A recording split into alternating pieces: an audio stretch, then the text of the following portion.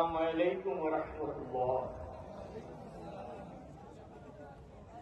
প্রিয় লাকসাম, মনোরগঞ্জ তথা কুমিল্লা ৯ আসনে আমার প্রাণপ্রিয় ভোটারবৃন্দ, আজকে মঞ্চে উপবিষ্ট আছেন ইসলাম দেশ মানবতার অতন্ত্র প্রহরী ইসলামী আন্দোলন বাংলাদেশের আমির হযরত পীর সাহেব হুজুর চরমোনাই। আপনারা জানেন আগামী 12 তারিখ সংসদ নির্বাচন।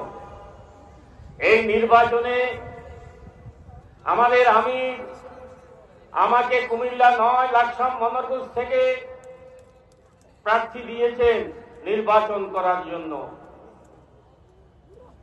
আমি আপনাদের সমর্থন নিয়ে সামনে এগিয়ে চলছি। আলহামদুলিল্লাহ, আল্লাহ পাকের শুকরিয়া আদায় করতেছি। আপনার বিজয় দেখব, সেই কারণে আমি বলবো লাকসাম মনোরগঞ্জে আমি যদি সংসদ সদস্য নির্বাচিত হতে পারি, তাহলে এখানে কোনো চাঁদাবাজি থাকবে না, এখানে কোনো সন্ত্রাস থাকবে না, এখানে কোন মা তার সন্তানের জন্য সেখানে কিন্তু আমাদের লোকজন দিয়ে জীবনের ঝুঁকি নিয়ে কাজ করেছে। করোনার সময় আমাদের নেতাকর্মীরা বিভিন্ন জায়গায় হাজার হাজার লোককে দাপন করেছে। আমি নিজেও লাকসাম মনোরগঞ্জ টিমের প্রধান ছিলাম, আমি নিজেও সেখানে গিয়ে দাপন করেছি। অতএব কারণে আমি আপনাদেরকে বলব, আমরা বিভিন্ন সময়ে আমরা যেহেতু দুর্যোগপূর্ণ অবস্থায় আমরা মানুষের পাশে ছিলাম, আমরা ভবিষ্যতেও আপনাদের পাশে থাকবো ইনশাআল্লাহ।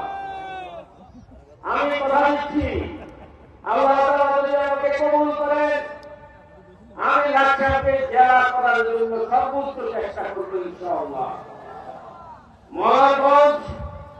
মনোরগঞ্জকে আমি পৌরসভা করার চেষ্টা করব ইনশাআল্লাহ, এবং নাগরবেড়ুয়াতে আমরা পূর্ণাঙ্গ একটি থানা করার চেষ্টা করব। ভোট এক পবিত্র আমানত, এই ভোট যেন ভাবে দেওয়া যাবে না। ভোট দেওয়ার মধ্যে অনেক কিছু নিহিত আছে। একটি ভোটের মাধ্যমে আপনার এই দেশে সুন্দর একটা সমাজ করতে পারে। বিশেষ করে এই ভোট দেওয়া, আমি ধন্যবাদ জানাচ্ছি প্রশাসনকে এবং আপনারা যারা আজকে এই অসময়ে এবং এই রৌদ্রের মধ্যে আপনারা এসেছেন, আপনারা আমাদের বক্তব্য শুনেছেন। এবং আমি আপনাদেরকে সর্বশেষ আপনাদেরকে বলতে চাই, এখান থেকে চলে যাওয়ার পরে আপনারা প্রত্যেকটা ভোটারের কাছে যাবেন, ইসলামী আন্দোলনের পক্ষে ভোট চাইবেন, হাত পাকার পক্ষে ভোট চাইবেন, এবং আপনারা ইনশাআল্লাহ আগামী 12 তারিখ বিজয় নিয়ে আপনারা ঘরে ফিরবেন, এই আশা ব্যক্ত করে আমি আমার আলোচনা শেষ করছি। আসসালামু আলাইকুম।